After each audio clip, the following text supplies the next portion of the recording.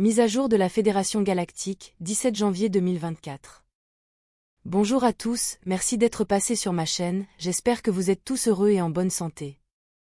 Je suis Marie. Ces informations peuvent être considérées comme de la science-fiction, ou comme le spectateur le voit le mieux, et je les publie uniquement à des fins de divertissement. Cependant, je prends mes informations très au sérieux, et pour ceux qui ont des yeux pour voir. Pour commencer la mise à jour des nouvelles spatiales d'aujourd'hui, voici la situation de l'équipe TGTN. Le vaisseau amiral et yacht de la Reine, le Toleka, a été réparé après l'incident où l'un de ses chasseurs s'est coincé entre elle et nos navires de ravitaillement Saska 1, comme décrit dans la vidéo que je fournis en lien pour l'instant. La coque a été entièrement réparée, tout comme les dommages au sol et au mécanisme des portes coulissantes, ainsi que les systèmes de support de vie du hangar, qui ont tous été endommagés lors de l'incident. Le Toleka est à nouveau pleinement opérationnel, mais notre navire de soutien Saska 1 est toujours amarré à lui, sur notre côté tribord. Nous pouvons simplement passer d'un navire à l'autre en utilisant l'extension télescopique qui couvre les portes du hangar. Le Saska 1 restera amarré au Toleka pendant qu'ils effectuent des réparations mineures mais nécessaires à l'intérieur, ainsi que l'entretien des mécanismes et des composants qui pourraient nécessiter une attention. À l'heure actuelle, ils entretiennent les ascenseurs dans tout le navire, remplacent les lubrifiants dans l'ingénierie, ainsi que le réglage fin des paliers magnétiques des 12 composants rotatifs des moteurs. Grâce à l'équipe d'ingénierie du Saska 1 et à leur équipement de service, le Toleka a pu être entretenu et réparé ici, sans avoir besoin d'aller jusqu'à Temer, à Tegeta.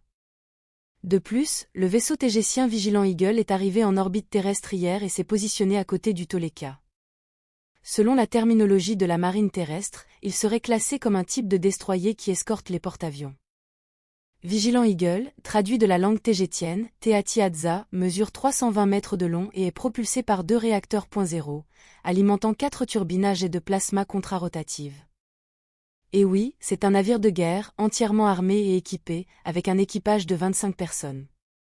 Elle est là pour aider et protéger le vaisseau spatial Toleka, comme tout destroyer protégerait son porte-avions sur Terre.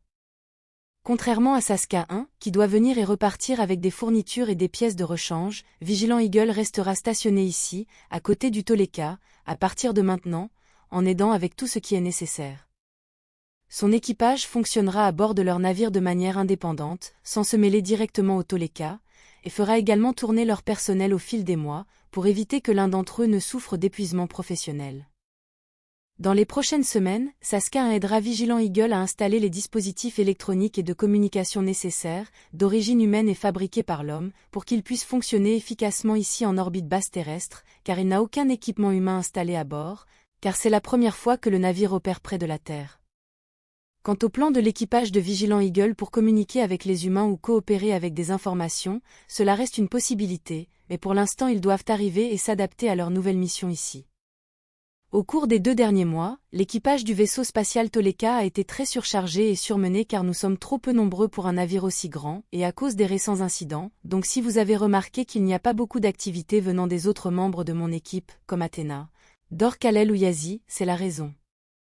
En ce qui concerne l'audit de la Fédération, ou quoi qu'il en soit, les dernières nouvelles sont que le 2e commandant du détachement Étortan, dont j'ai signalé la maladie dans ma dernière vidéo d'actualité spatiale, est décédé. L'Étortan était l'un des membres du 1er détachement qui est descendu sur Terre pour parler aux membres de la société secrète et aux marionnettes des dirigeants mondiaux au début de janvier.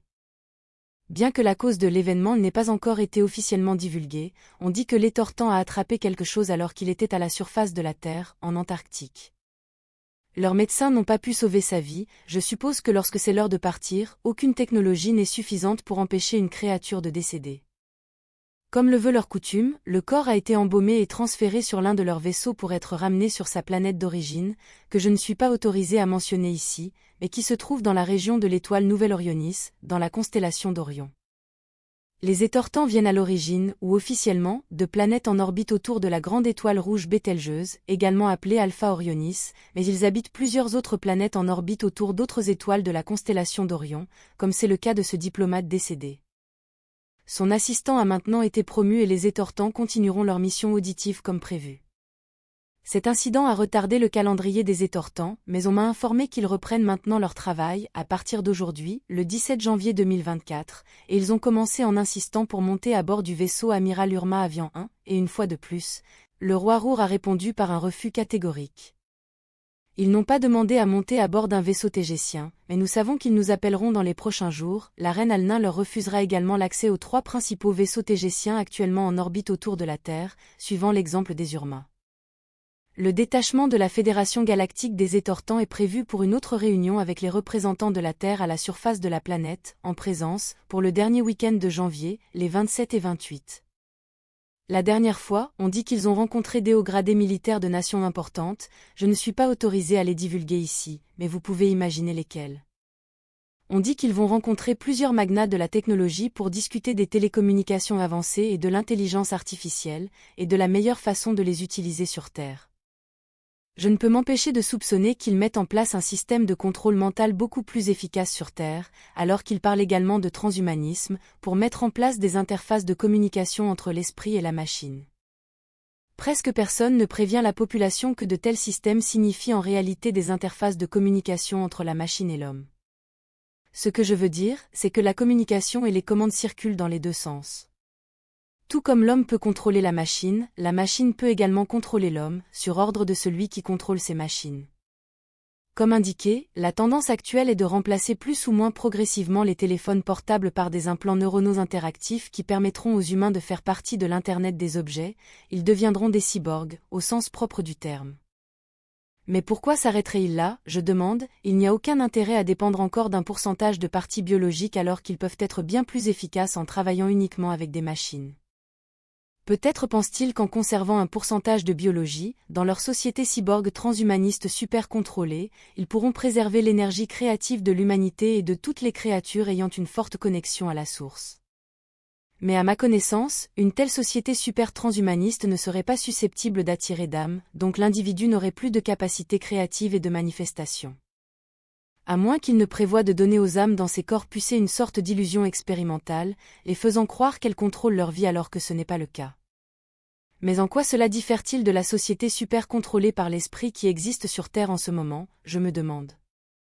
Dans d'autres nouvelles, la Fédération galactique locale a informé tout le monde en orbite autour de la Terre que le détachement Étortan avec son audit a détecté une opération illégale impliquant des extraterrestres gris régressifs.